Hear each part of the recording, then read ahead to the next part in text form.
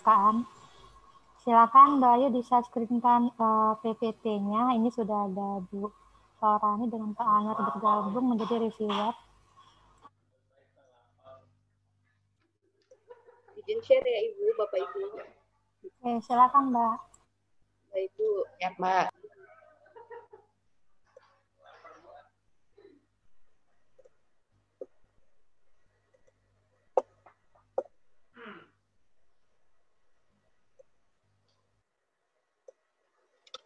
Baik, saya mulai aja ya Bu. Suara saya kedengaran ya Bu? Oke, kedengeran, silakan. Oke, siap, kedengeran Mbak. Terima kasih Bapak Ibu. Assalamualaikum warahmatullahi wabarakatuh. Waalaikumsalam warahmatullahi wabarakatuh. Baik, sebelumnya saya ucapkan terima kasih kepada Bapak Dr. Anwar Sanusi dan Ibu Dr. Saurani. Suaranya Mbak Ayu kecil banget loh. Selaku moderator, selaku reviewer, Mas, kedengaran Ibu? Oke, sudah jelas. Baik. Mohon izin dari rumah ini Ibu. Oke, silakan. Nggak apa-apa. Dideketin aja Mbak sama speakernya Mbak, biar jelas suaranya. Ya Bu, insya Allah Ya, sudah. siap. Ya. Baik, terima kasih juga kepada Ibu Yulma ini. Saya beserta tim itu ada Pak Yan Aditya dan dibantu oleh mahasiswa. Izinkanlah kami untuk mempresentasikan berkenaan dengan proposal penelitian terkait dengan studi eksplorasi entrepreneurial intention berdasarkan teori of planned behavior dan teori of entrepreneurial event pada mahasiswa Institut Informatika dan Bisnis Dharmajaya. Adapun latar belakang daripada kami mengambil penelitian ini adalah sebagaimana kita ketahui bahwa cita-cita kampus kita itu adalah menjadi kampus entrepreneurial yang memang masuk dalam salah satu indikator dari World Class University.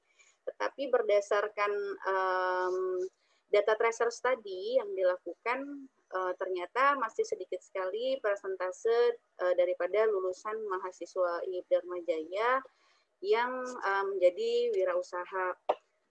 Seperti kita lihat pada gambar 1 dan gambar 2, data tracer study yang dilakukan pada lulusan tahun 2016 itu jumlahnya ada 427 lulusan. Namun dari total 427 lulusan itu hanya ada sekitar 92 mahasiswa yang berwirausaha. Begitu juga dengan tracer study yang dilakukan di tahun 2017. Ada sekitar 447 lulusan yang menjadi wirausaha itu hanya terdapat 74 mahasiswa saja.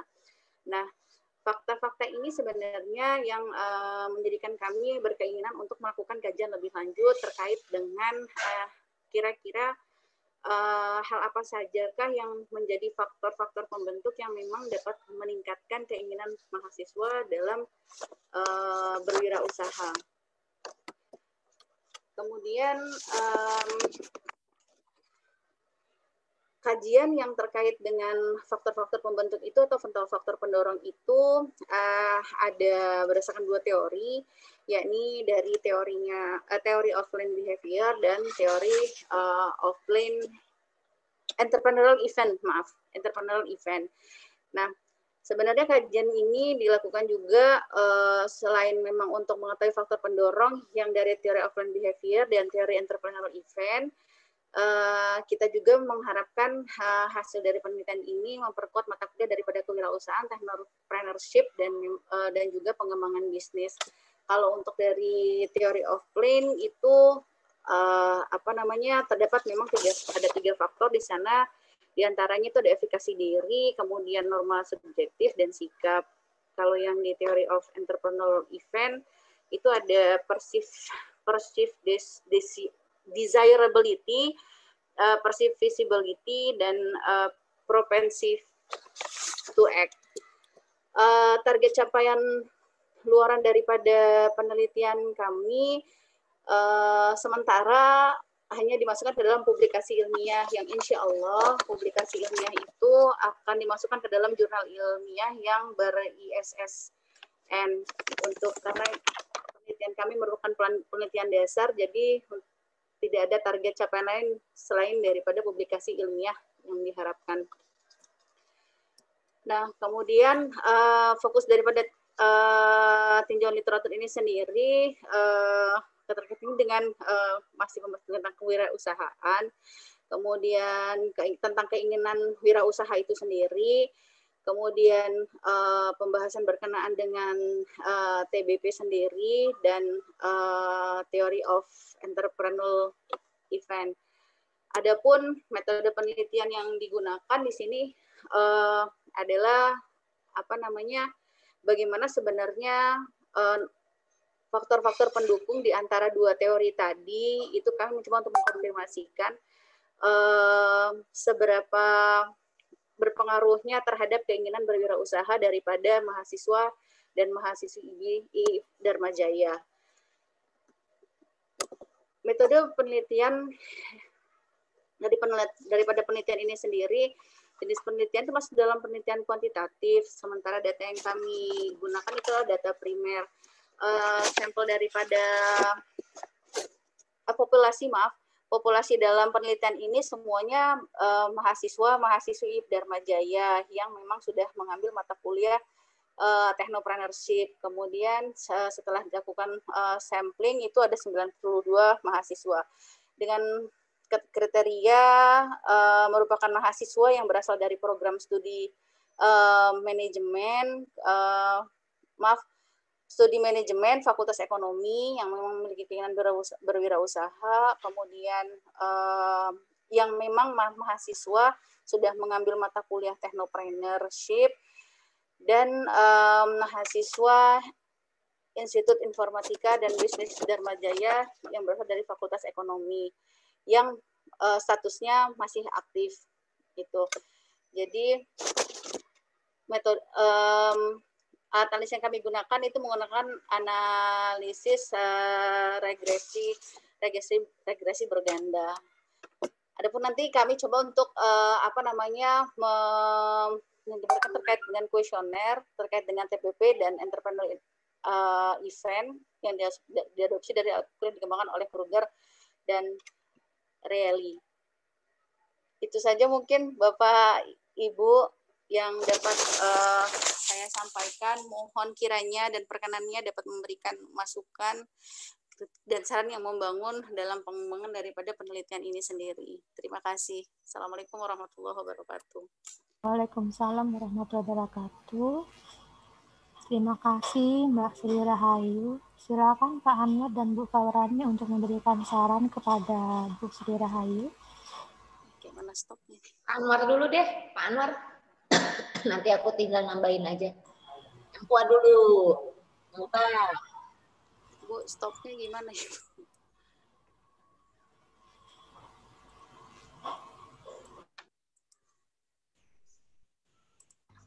Halo Sri Rahayu. Iya, saya Bapak. Sri Rahayu, terima kasih kamu sudah masuk ke dalam kancah atmosfer riset Dharma Jaya, sudah merupakan bagian gitu loh. Nggak mudah dari Bapak. Nggak mudah loh dari administratif lari ke akademis itu nggak mudah. Karena pengalaman saya juga gitu loh. Jadi terima kasih ya. Sama-sama Pak, makasih atas bimbingannya juga Pak. Oke, saya ingin klarifikasi sedikit dan berargumentasi yang rasionalnya akademik. Itu dari mana ambil judulnya pakai studi korelasi, studi explore itu? Gimana idenya kok muncul judulnya studi? Gitu. Studi, nah kata studi itu ya. Gimana Pak? Tiba-tiba kamu pakai judulnya ada kata-kata studi itu. Bagaimana ceritanya? Ceritakan aja nggak apa-apa. Oh iya. Jadi sebenarnya ngelihat dari waktu itu kan kebetulan saya tergabung masih di BICR ya Pak ya. Jadi masih sempat ada suka ngobrol keterkaitannya dengan tracer study, khususnya mahasiswa yang memang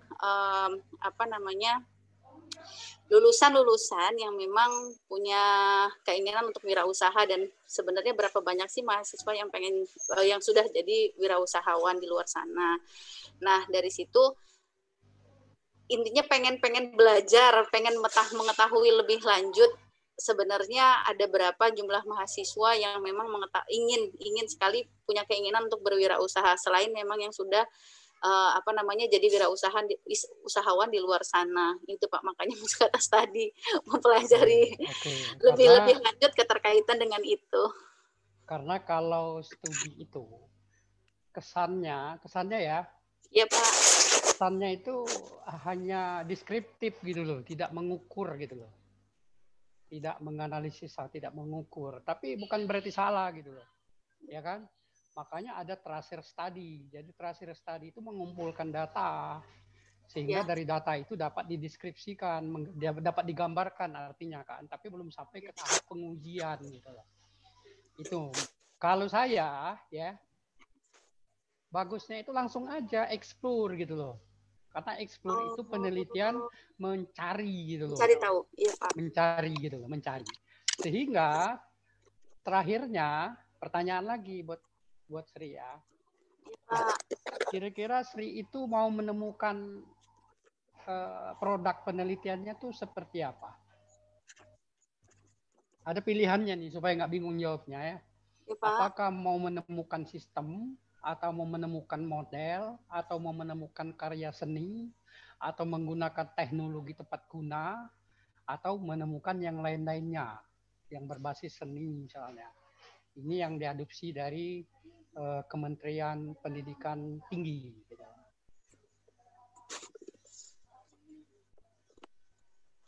Jadi pilihannya ingin menemukan sistem, atau inginkan menemukan model, ingin menemukan teknologi tepat guna, atau ingin menemukan seni, atau ingin menemukan yang lainnya. Awal mulanya ini sih pengen menemukan model ya Pak. Model ya sudah nggak apa-apa. Jadi itu ya, jadi harus jelas gitu loh. Ya. Walaupun dia hanya modelnya itu ketemunya di regresi gitu. Regresi. Tapi kita menemukan model yang dikemas melalui persamaan regresi itu gitu ya. Berikutnya saya sudah lihat latar belakangmu itu kalau menyantumkan data ya untuk penelitian dasar itu cukup bagus gitu loh. Ya kan? Karena akan ketemu fenomenanya dari konsep teori dengan data itu gitu. Tapi untuk dasar, ya kan? Nah, saran Bapak Sri Rahayu harus mencari ya. Iya Pak. Penelitian terdahulu yang terkait dengan penelitian kewirausahaan ini, supaya kita bisa mendapatkan keterbaruan gitu loh antara punya orang dengan punya kita, yang membedakannya di mana sehingga kita dapat model yang kita temukan itu benar-benar ada gunanya baik untuk lembaga kita sendiri maupun untuk lembaga lain ya. Jadi di sana harus ada penelitian terdahulu yang dikemas, otomatis juga masukkan di daftar referensinya ya. Iya, Pak. Nah, yang bagus ya, karena terkait dengan tracer studi itu adalah project. TPSDP dulu selalu melakukan tracer studi untuk menemukan kecenderungan persepsi kewirausahaan mahasiswa yang beralih ke wirausaha. Nah, kalau penelitian yang banyak, yang familiar itu di luar yang sudah melakukan itu, ya kan? Penelitian itu. Jadi penelitian terdahulu itu nggak usah takut gitu loh. Kalau bisa, jika perlu 10 penelitian yang telah membahas itu, sehingga kita menemukan yang punya kita gitu, ya. Oke. Terima kasih Bapak. Oke, berikutnya Bapak tadi agak kurang begitu membaca, tapi kesannya ini terabaikan statistiknya, metode statistiknya gitu. Tiba-tiba sampelnya muncul 92. Gimana ceritanya itu? Maksud saya gini, metodenya metode apa? Oh iya. Nah, ukuran sampelnya itu pakai rumus atau pakai apa, lalu yang menentukan dia terpilih itu seperti apa. Oh, iya. Karena kalau menemukan orang alumni terutama ya, kamu sampelnya objeknya alumni apa orang yang masih aktif? Ya, kriterianya tadi ada 3, Pak. Yang alumni, mahasiswa aktif yang sudah mengambil mata kuliah teknopreneur, Pak. Mahasiswa aktif atau dua-duanya, mahasiswa aktif dan alumni? Iya. Nah, alumni ini kan susah mencarinya itu. Nggak gampang itu mencarinya itu, alumni itu. Apalagi kalau dia sudah 92. Yang itu, Pak, yang sudah mengambil teknopreneur, Pak. Maaf, Pak. Iya. Oh, tadi dasarnya, iya. Dasarnya karena sedikit yang, ya. Betul. Itu harus dituangkan secara jelas di rencana penelitian. Jangan dia membingungkan gitu loh. Alumni atau mahasiswa yang sedang aktif. Sedangkan kita kan susah ngukur dampaknya nanti. Kalau dia masih aktif, itu masih persepsi gitu loh. Masih persepsi. Jadi persepsi dia mau wirausaha gitu loh. Karena dia kan belum berwirausaha. Ya? Ya, Pak. Tetapi kalau sudah alumni, sudah bisa kita ukur. Ya. Nah, maka pertanyaan Bapak, pakai metode apa? Metode pengumpulan datanya, metode samplingnya, metode apa? Random atau non-random? Progressive random sampling, Pak. Random sampling ya? Iya. Tekniknya teknik apa? Itu kan metodenya random sampling, tapi tekniknya? Purposif, Pak. Nah, itu terbalik kamu. Purposif itu non-random. Ya. Jadi kalau non-random itu purposif iturannya secara sengaja gitu loh. Pakai snowball atau pakai incidental. Tapi kalau dia non-random, dia itu sistematika sederhana, pengelompokan sama wilayah, klaster istilahnya. Itu makanya jangan salah. Ya. Iya, Pak. Nanti saya perbaiki. Jangan statistiknya yang jangan diabaikan gitu loh. Ya, baik, Pak. Kemudian ukurannya gimana? Artinya menentukan jumlahnya pakai apa? Karena tadi Ayu masukin yang populasi sama sampelnya pakai yang rumus jumlah sampel, jumlah populasi dibagi sama batas toleransi itu, Pak. Yang N sama dengan N/1. Nah, ya, kalau menggunakan rumus, biasanya N-nya itu besar. Iya. Berapa N-nya? N-nya berapa? Populasinya berapa? 1104, Pak. 1104. Nah, betul. Ya. Betul. Jadi kamu jelasin gitu loh. Karena populasinya besar, jadi menggunakan rumus ini. Jadi bukan sekedar menggunakan rumus itu saja. Ya? Iya, Pak. Ya. Nah, saya kira itu mohon direvisi. Kalau menang, mudah-mudahan bisa lanjut gitu, Pak. Amin, insya Allah. Dari saya untuk sementara atau untuk terakhir, saya kira cukup. Terima kasih, Pak Anwar. Jalankan penelitiannya, kalau berhasil lolos juga, kalau enggak. Silakan, Bu Yulma, ini saya kembalikan. Baik, terima kasih Pak Anwar. Kayaknya ada angin-angin bakal dapat ini terlaksana. Oke, yang berikutnya silakan Bu Paurani untuk memberikan saran kepada Bu Sri Rahayu. Terima kasih Bu Yulma ini. Mbak Ayu, Assalamualaikum Mbak Ayu. Suara saya kedengeran nggak Mbak Ayu? Ya Ibu, terdengar Ibu. Ya, sebenarnya tadi pertanyaannya udah diborong nih sama Pak Anwar. Cuman oke lah. Nanti saya nggak dibayar nanti sebenarnya. Dibilangin makan gaji buta. Harus bertanya berarti ya. Oke, ya udah. Mau konfirmasi aja ya. Di sini nggak ada masalah benar atau salah, ini masalah konfirmasi ya. Mbak, di dalam latar belakang Mbak ini saya lihat sudah bagus ya. Sudah mulai menampilkan tentang data ya, hasil data-data dari tracing study ya. Ini ambilnya dari semua prodi ya Mbak ya? Iya Ibu. Dan data ini adalah hasil tracing study yang seperti apa? Yang research study mengambil mata kuliah entrepreneur atau research study terkait dengan lulusan aja nih? Lulusan Ibu, isinya kan terkait. Halo Ibu. Data yang gambar 1, gambar 2 Mbak. Ini ya, dari data lulusan Ibu.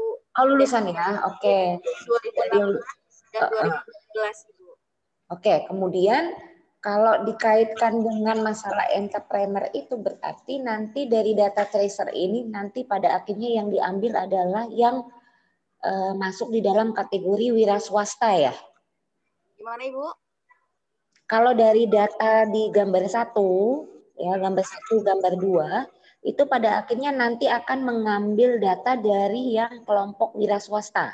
Iya Ibu. Oh gitu. Oke, kenapa nggak dipecah aja Mbak di tracer study-nya itu? Kenapa nggak? Maksud saya tuh gini loh, hasil tracer study di latar belakang, ya, stressingnya supaya orang tidak bias ya, supaya orang nggak bingung dengan penjelasan. Kenapa nggak langsung aja ngambil yang jumlah perusahaan, yang wira swasta aja Mbak? Oh iya Ibu. Jadi nggak usah lagi Mbak campur di instansi pemerintah karena Mbak kan nggak bicara tentang itu ya. Jadi straight to the point aja lah. Ambil aja data wira swasta perusahaan sendiri jumlahnya berapa ya. Boleh sih kalau yang di gambar 1 boleh. Tapi saya rasa untuk di gambar 1 gambar 2 oke ya. Di gambar 2 itu kan umum nih ya. Tapi saya rasa gambar 1 itu nggak perlu Mbak. Jadi cukup misalnya gambar 1 itu Mbak naik gambar 2 dinaikin jadi gambar 1. Kemudian gambar 2-nya Mbak ngambil perbandingan antara jumlah wira swasta dengan yang masuk di dalam instansi. Nah, dari situlah sebenarnya gap itu akan muncul permasalahannya. Kenapa kok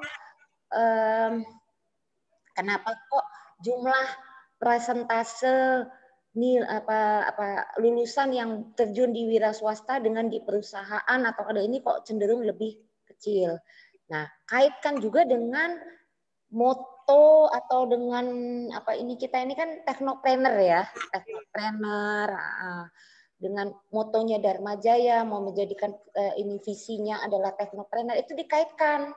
Nah, kira-kira dengan visi seperti itu dengan gambaran sekarang ini ya hasil alumni itu kan hasil nih. Ini sudah mencapai belum? Nah, disitulah nanti Mbak bisa mengangkat, mengeksplornya ya, mengeksplor dari bagaimana entrepreneur intention tadi. Bahkan nanti bisa dijadikan penelitian lanjutan sebenarnya Mbak. Penelitian lanjutan untuk strateginya seperti apa supaya intention dari entrepreneur dari mahasiswa ini bisa lebih, ini kan terkait dengan mindset ya. Nah, terkait dengan mindset. Nah, itu nanti bisa dipecah lagi jadi penelitian lanjutan gitu loh. Nah, ini kategorinya Mbak, ini kategori Mbak Ayu sama Mas Yan ini kategori penelitian dasar atau penelitian dasar, Bu. Dasar kan? Dasar, Bu. Dasar kan? Iya, artinya nanti untuk kelanjutannya adalah terkait dengan apa hasil dari ini. Jadi strateginya apa untuk mengubah pola pikir mahasiswa dari hasil eksplorasi ini gitu. Ya. Dan malah kalau saya bilang mulai dari sekarang Mbak Ayu bisa memantapkan bahwa studi entrepreneur intention ini menjadi roadmap-nya Mbak nanti ke depan. Hanya ada Pak Anwar tuh di situ. Roadmap penelitian Mbak ya terkait dengan ini. Karena jujur aja mungkin teman-teman yang kemarin tanya Bu Yul juga paham itu. Teman-teman di kita yang mengajukan penelitian hibah kemarin kan banyak yang bermasalah tuh tentang roadmap-nya. Bingung sih roadmap mereka seperti apa gitu loh. Nah, supaya tidak mengulang kesalahan yang sama, mumpung Mbak Ayu juga masih baru start nih ya. Sudah mulai sekarang diintentionkan lah roadmap saya itu ke sini apapun yang terjadi sampai nanti studi S3 kemudian nanti itu diintentionkan saja penelitiannya kalau memang tertariknya ke sini gitu loh. Artinya dan itu akan memudahkan ya. Jangan mengulang kesalahan saya, Pak Anwar itu, karena kami dulu masih belum paham apa itu namanya roadmap ya. Setelah kami udah di tengah perjalanan, sudah mau gong, baru oh iya juga ya ternyata roadmap kita ini kacau balau. Nah itulah makanya kita yang artinya nggak ada salahnya kita mengajarin teman-teman semua ya, yang pasti pada muda-muda, itulah pentingnya namanya roadmap penelitian ya, supaya arahnya jelas. Nah kemudian yang lain udah saya tadi sudah ditanyakan oleh Pak Anwar. Saya hanya konfirmasi lagi mengenai TKT, Mbak. Apa tuh, Bu? TKT. TKT itu tingkat kesiapan teknologi. Ya. Nanti Mbak Ayu dan teman-teman pelajari lagi tentang TKT. Ya, itu satu hal komponen yang penting di dalam menentukan penelitian. Nah, TKT-nya Mbak ini, Mbak menentukan TKT sampai 3 ini dapatnya dari mana? Apa cuma tembak-tembak aja nih? Kalau baru belajar, jadi belum. Karena saya ketawa loh, TKT-nya gede banget, 3. Buyul aja mesem-mesem. Ya, pelajari lagi TKT ya. Jadi untuk penelitian dasar seperti ini biasanya TKT-nya 1 dan 2, Mbak. Ya, 1 dan 2. Kalau 3 rasanya Mbak harus bikin model, perancangan, dan lain-lain ya. Oke, nggak apa-apa. Ini namanya proses pembelajaran. Siapa tahu dengan adanya hibah penelitian institusi ini nanti tahun depan, tahun ini Mbak berani ngajukan yang hibah Simritakmas ya. Belajar dari ini. Saya rasa itu aja dari saya, Mak Yul, karena udah waktunya udah siang. Tadi udah diborong semua sama Pak Anwar mengenai sampel populasi tadi juga sudah dijelaskan. Pastikan dulu sampelnya berapa ya. Karena memang kalau dari kebetulan saya orang pemodelan, jadi kalau kami di pemodelan memang penentuan sampel itu paling penting. Ya, estimasi itu akan menjadi ngawur atau menjadi bagus ya kalau pemilihan sampelnya tepat ya, itu paling penting itu. Begitu juga dengan penentuan model juga harus hati-hati, tapi ini nggak pakai model jadi is okay lah, tapi yang jelas sampelnya ya. Oke, terima kasih Bu Yulmini. Baik, terima kasih Bu Farani dengan Pak Anwar. Mbak Ayu, yang disampaikan oleh Bu Farani benar. Kalau bisa nanti di proposalnya itu ada roadmap-nya. Nanti ketika Bu Sri Rahayu mengajukan ke yang lebih tinggi atau di luar Dharma Jaya, itu bisa sebagai acuan kita bahwa kita sudah pernah melakukan penelitian dasar. Nah, penelitian dasar itu kita kaitkan dengan berapa tahun atau berapa bulan. Jadi dalam jangka waktu kayak penelitian IBA institusi kan cuma ada 6 bulan. Kira-kira 6 bulan itu apa yang bisa dilakukan? Jadi nggak usah muluk-muluk terlalu tinggi. Karena dia punya stepnya. Stepnya itu nanti adanya di roadmap tadi. Luar biasa, ini kayaknya nanti akan berlanjut, Bu. Kali support aja nih, didorong dari belakang. Terima kasih banyak. Oke, Pak Anwar mainkan Pak Anwar, Bu Yulma ini. Iya, bagus ini. Silakan, Pak. Speakernya unmute Bapak. Pak, nggak kedengeran, Pak. Masih termute, Pak. Dengaran enggak? Halo? Ya, Pak. Ya. Jadi gini, saya dengan teman-teman menentukan karakter jenis penelitiannya sulit kalau tentang kewirausahaan. Karena kalau dia tentang penelitian dasar, kalau di BI itu nggak tepat. Pengembangan juga belum nyampe. Maka penelitian itu, kamu baca buku pedoman dikti, itu keterapan gitu. Karena susah mencari referensinya kalau kewirausahaan, dia bukan menciptakan model tapi aplikatif gitu. Jadi kecenderungannya kamu penelitiannya terapan ya. Jadi bukan pengembangan, karena di desentralisasi itu ada penelitian dasar, terapan dan pengembangan. Cuman ada kaitannya dengan Bu Paurani tadi. TKT-nya itu 456. Jadi itu masalahnya. Tapi nggak apa-apa sih. Kalau roadmap-nya udah jelas nggak apa-apa. Ya. Jadi TKT-nya, TKT 4, TKT 5, TKT 6. 78 untuk pengembangan. 1, 2, 3 itu dasar. Dasar itu bukan berarti dasar dari awal. Jenis penelitiannya gitu loh. Kalau dasar itu melahirkan konteks pengayaan ilmu gitu loh. Tapi kalau terapan itu adalah outputnya, hasilnya yang terukur, diuji gitu.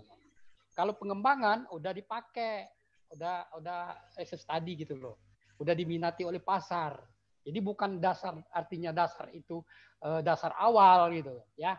Ya, jadi Pak, kamu mengarah ke terapan. Tolong dibaca-baca. Di Dharma Jaya ini terutama di komputer itu terapannya banyak banget yang sudah menang terapan. Oke, saya kira yuk itu tambahan dari saya. Terima kasih. Oke, terima kasih Bu Farani, Pak Anwar. Terima kasih juga untuk Bu Sri Rahayu, walaupun masih pemula, tetap semangat untuk mengajukan proposal, nggak ada kata-kata menyerah. Baik, terima kasih atas waktunya untuk Bu Farani dan Pak Anwar.